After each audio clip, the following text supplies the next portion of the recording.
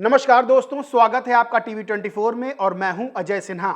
दोस्तों, उत्तर प्रदेश में उपचुनाव की तारीखों के ऐलान में क्या बहुत बड़ा खेला हो गया है, क्योंकि जहां 10 सीटों पर उपचुनाव होना है वहीं 9 सीटों के बारे में जानकारी दी गई है। यानी 9 सीटों पर उपचुनाव होगा और एक जो अति महत्वपूर्ण सीट है मिल्कीपुर सीट, उस पर उपचुनाव नहीं होगा। इसके बाद से तमाम तरह के सवाल खड़े होने लगे हैं। दरअसल दोस्तों, आज केंद्रीय चुनाव आयोग ने प्रेस कॉन्फ्रेंस कर जानकारी दी, क्योंकि महाराष्ट्र में विधानसभा चुनाव हैं, झारखंड में भी विधानसभा चुनाव हैं और उत्तर प्रदेश में 10 विधानसभा सीटों पर उपचुनाव होने थे, लेकिन 9 सीटों के बारे में जानकारी दी गई। अयोध्या की जो मिल्कीपुर सीट है उसके बारे में जानकारी नहीं दी गई, यानी कि मिल्कीपुर सीट पर अभी उपचुनाव नहीं होगा। इसके बाद तमाम तरह के सवाल खड़े होने लगे और यह कहा जाने लगा कि क्या मिल्कीपुर सीट पर उपचुनाव होगा कि नहीं होगा। सबसे पहले आपको बता देते हैं, प्रेस कॉन्फ्रेंस के दौरान जिस तरह का जो चुनाव का प्रोग्राम है वो सामने आया है। महाराष्ट्र और झारखंड को लेकर है कि महाराष्ट्र में जो है 20 नवंबर को मतदान होना है, एक ही चरण में महाराष्ट्र में चुनाव होगा। वहीं झारखंड में 2 चरणों में विधानसभा का चुनाव होना है, 13 और 20 नवंबर को वोटिंग होगी। और सबसे बड़ी चीज यह है कि वायनाड लोकसभा सीट है, वहां भी 13 नवंबर को मतदान होगा। केदारनाथ विधानसभा सीट है, वहां 20 नवंबर को मतदान होना है। और सबसे बड़ी चीज यह है कि 23 नवंबर को जो है वो महाराष्ट्र के नतीजे सामने आएंगे। और अगर यूपी उपचुनाव की बात कर लें तो तारीखों का ऐलान चुनाव आयोग ने कर दिया है। 9 सीटों पर तारीखों का ऐलान हुआ है, यानी 13 नवंबर को 9 विधानसभा सीटों पर उत्तर प्रदेश में उपचुनाव होगा। मिल्कीपुर सीट को लेकर अभी ऐलान चुनाव का नहीं किया गया है। सबसे बड़ी चीज यह है कि मिल्कीपुर सीट जो है वो सबसे ज्यादा महत्वपूर्ण मानी जा रही, क्योंकि बीजेपी के लिए और समाजवादी पार्टी के लिए मिल्कीपुर सीट नाक का सवाल बनी हुई है। दरअसल मिल्कीपुर सीट से जो विधायक थे समाजवादी पार्टी के अवधेश प्रसाद, बीते लोकसभा चुनाव में वो अयोध्या सीट से सांसद बने और लोकसभा पहुंचे हैं। उनके लोकसभा जाने के बाद मिल्कीपुर सीट खाली हुई है। सबसे बड़ी बात यह है कि राम मंदिर जो बीजेपी के लिए सबसे बड़ा मुद्दा था, अयोध्या में राम मंदिर का निर्माण हुआ और अयोध्या सीट पर बीजेपी को जब हार का सामना करना पड़ा तो तमाम तरह के सवाल खड़े होने लगे कि जो राम मंदिर, जिस राम मंदिर को लेकर बीजेपी पूरे देश में प्रचार कर रही थी, उसको उसी सीट पर जहां राम मंदिर है उस सीट पर हार का सामना करना पड़ा। इसके बाद बीजेपी बैकफुट पर आती हुई नजर आ रही थी और समाजवादी पार्टी, यानी समाजवादी पार्टी के जो मुखिया हैं अखिलेश यादव, वो अवधेश प्रसाद को एक विनिंग ट्रॉफी की तरह अपने साथ लेकर हर जगह चल रहे थे, क्योंकि अखिलेश यादव के लिए अयोध्या सीट पर जीत बहुत बड़ी जीत थी। और अब मिल्कीपुर सीट पर जो उपचुनाव होना था उसको लेकर भी बीजेपी और समाजवादी पार्टी दोनों अपनी तरफ से ताकत लगाए हुए हैं। लेकिन 9 सीटों पर ऐलान हुआ है। किन 9 सीटों को लेकर ऐलान किया गया है जहां पर 13 नवंबर को वोटिंग होगी? तो मीरापुर, कुंदरकी, गाजियाबाद, खैर, करहल, कटहरी, फूलपुर, सीसामऊ, माजवन, इन सीटों पर जो है वो उपचुनाव होना है। और इन सीटों को लेकर दोनों राजनीतिक दल तैयारी कर रहे हैं, लेकिन मिल्कीपुर सीट जो अति महत्वपूर्ण थी उस सीट पर उपचुनाव नहीं होगा। इसके आगे मैं बताऊंगा कि क्या वजह है कि उपचुनाव जो है मिल्कीपुर सीट पर नहीं होगा। भारत समाचार ने इसी मामले में ट्वीट करते हुए लिखा कि यूपी उपचुनाव की तारीखों का ऐलान, 13 नवंबर को 9 विधानसभा सीटों के लिए वोटिंग। मिल्कीपुर विधानसभा सीट पर अभी उपचुनाव नहीं होगा। मिल्कीपुर छोड़कर बाकी 9 सीटों पर 13 नवंबर को वोटिंग। कटहरी, खैर, गाजियाबाद शहर सीट पर 13 नवंबर को वोटिंग। मीरापुर, कुंदरकी, सीसामऊ, फूलपुर में 13 नवंबर को वोटिंग। मिर्जापुर की मझवा, मैनपुरी की करहल सीट पर वोटिंग। 23 नवंबर को यूपी उपचुनाव के नतीजे सामने आ जाएंगे। वहीं विकास सिंह नाम की ट्विटर यूजर है, वो लिखते हैं, क्यों चुनाव आयोग तो धम भरता है कि पूरे देश में एक साथ चुनाव करवाने का, तो मिल्कीपुर विधानसभा सीट पर चुनाव क्यों नहीं करवाए जा रहे हैं? हार का डर है शायद।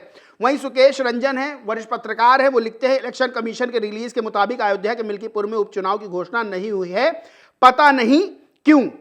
अब आपको बताते हैं कि मिल्कीपुर जो विधानसभा सीट है वहां पर उपचुनाव क्यों नहीं होगा। दरअसल दोस्तों, 9 सीटों पर उपचुनाव होना है, तारीख सामने आ गई है। मिल्कीपुर सीट जो बेहद महत्वपूर्ण सीट है, उसको, उस पर जो उपचुनाव है, उसमें जो उपचुनाव टल रहा है उसके पीछे एक बड़ी वजह, दरअसल हाईकोर्ट में मुकदमा एक लंबित है, जिसकी वजह से इलेक्शन कमीशन ने जो है वो तारीखों की घोषणा यानी चुनाव तिथि घोषणा नहीं की है।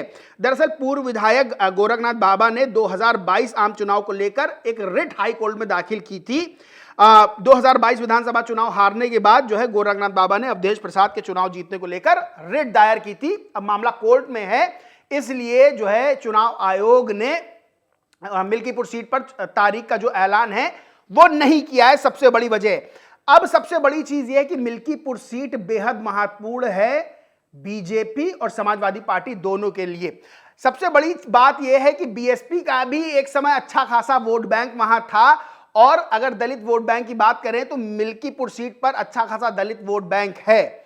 अब बीएसपी सुप्रीमो मायावती भी वहां पे प्रत्याशी उतार के ताल ठोक रही हैं, और सबसे बड़ी चीज यह है कि बीजेपी और सपा की बात कर ले तो मिल्कीपुर सीट बेहद महत्वपूर्ण है, यानी नाक का सवाल दोनों के लिए बना हुआ है। क्योंकि जहां पर समाजवादी पार्टी के अवधेश प्रसाद पहले इसी सीट से विधायक थे, बाद में अयोध्या सीट से सांसद बने, अब समाजवादी पार्टी चाहती कि मिल्कीपुर सीट उसके पास ही रहे।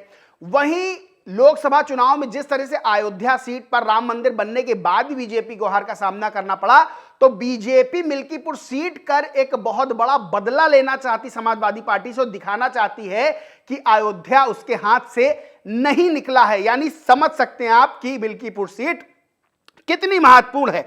और बीएसपी सुप्रीमो मायावती भी अपनी ताकत पूरी तरह से झोंक रही, क्योंकि 2022 के विधानसभा चुनाव में उत्तर प्रदेश में और 2024 के लोकसभा चुनाव में जिस तरह से बीएसपी को हार का सामना करना पड़ा है, बड़ी बात यह है कि उसके बाद बीएसपी सुप्रीमो मायावती ने उपचुनाव में दावेदारी पेश करने की बात कही थी। क्योंकि बीएसपी सुप्रीमो मायावती उपचुनाव को लेकर थोड़ी सी अलग रहती हैं, यानी उपचुनाव में अपनी दिलचस्पी नहीं दिखाती हैं।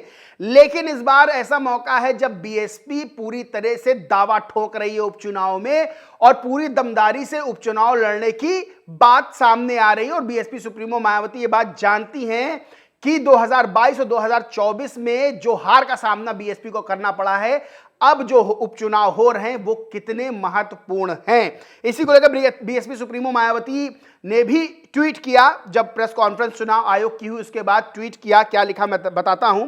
लिखा, भारत निर्वाचन आयोग द्वारा महाराष्ट्र व झारखंड राज्य विधानसभा आम चुनाव के लिए तारीखों की आज की गई घोषणा का स्वागत। चुनाव जितना कम समय में और जितना पाक साफ अर्थात धनबल व बाहुबल आदि के अभिशाप से मुक्त हो उतना ही बेहतर, जिसका पूरा दारोमदार चुनाव आयोग पर ही निर्भर। वहीं आगे बीएसपी सुप्रीमो ने लिखा, बीएसपी इन दोनों राज्यों में अकेले ही चुनाव लड़ेगी और ये प्रयास करेगी कि उसके लोग इधर उधर ना भटके, बल्कि पूरी तरह बीएसपी से जुड़कर परम पूज्य बाबा साहेब डॉक्टर भीमराव अंबेडकर के आत्मसम्मान व स्वाभिमान कारवां के सारथी बनकर शासक वर्ग बनने का अपना मिशनरी प्रयास जारी रखें। आगे उन्होंने लिखा, यूपी की 9 विधानसभा की सीटों पर हो रहे उपचुनाव में भी बीएसपी अपने उम्मीदवार उतारेगी और चुनाव भी अकेले ही अपने बलबूते पर पूरी तैयारी एवं दमदारी के साथ लड़ेगी। यानी सीधे तौर पर जो 9 सीटों पर उपचुनाव होना है, बीएसपी पूरी दमदारी के साथ लड़ेगी। बीएसपी सुप्रीमो मायावती ने ऐलान कर दिया है। समाजवादी पार्टी भी पूरी ताकत के साथ लड़ेगी, बीजेपी भी पूरी ताकत के साथ लड़ रही है। सबसे बड़ी बात यह है कि अगर बीएसपी की बात करें तो बीएसपी सुप्रीमो ने साफ कहा है कि वो अकेले चुनाव लड़ेगी, किसी के साथ कोई गठबंधन नहीं होगा। समाजवादी पार्टी कांग्रेस के साथ गठबंधन करके चुनाव लड़ेगी। 6 सीटें पहले ही समाजवादी पार्टी ने अपने पास रख ली हैं और 4 सीटें, जब 10 सीटों की बात हो रही थी तब 4 सीटें रखी हुई हैं कि कांग्रेस से उसमें तय तोड़ किया जा सके। वहीं अगर बीजेपी की बात कर लें तो बीजेपी भी रालोद को 1 सीट दे रही है। वहीं संजय निषाद जो है वो खाली हाथ नजर आते हुए दिखाई दे रहे हैं। तो सबसे बड़ी बात यह है कि जहां बीजेपी गठबंधन करके चुनाव लड़ेगी, जहां सपा कांग्रेस गठबंधन करके चुनाव लड़ेगी, वहीं बीएसपी सुप्रीमो मायावती अकेले दमदारी पेश करेंगी। मिल्कीपुर सीट बेहद महत्वपूर्ण है। हाल फिलहाल मिल्कीपुर सीट पर उपचुनाव नहीं होगा, बाकी की 9 सीटों पर उपचुनाव होगा। 9 सीटों में कौन जीतेगा, क्योंकि ये जो उपचुनाव है सेमीफाइनल माना जा रहा है 27 के विधानसभा चुनाव को लेकर। यानी जो ये उपचुनाव जीतेगा, एक बात तो इस उपचुनाव में जीत से तय हो जाएगी कि 2027 में सबसे ज्यादा अपनी दावेदारी सत्ता के लिए कौन पेश कर रहा है।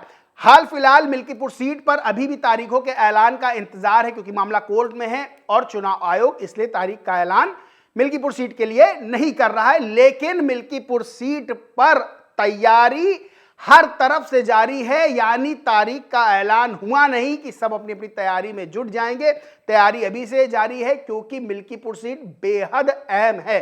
हाल फिलहाल 9 सीटों पर उपचुनाव होना है, उसको लेकर सभी राजनीतिक दल अपनी अपनी तैयारी कर रहे हैं। और सबसे बड़ी चीज यह है कि ये 9 सीटें 2027 के होने वाले विधानसभा चुनाव को लेकर तस्वीर में बहुत हद तक जो रंग भरे जाएंगे उसको साफ कर देंगी। बाकी दोस्तों, इस पूरे मामले पर आप क्या सोचते, क्या मानते, कमेंट करके जरूर बताएं। वीडियो अच्छा लगा हो तो लाइक करें, शेयर करें और चैनल को सब्सक्राइब नहीं किया तो सब्सक्राइब करके बेल आइकन जरूर दबा लें। धन्यवाद।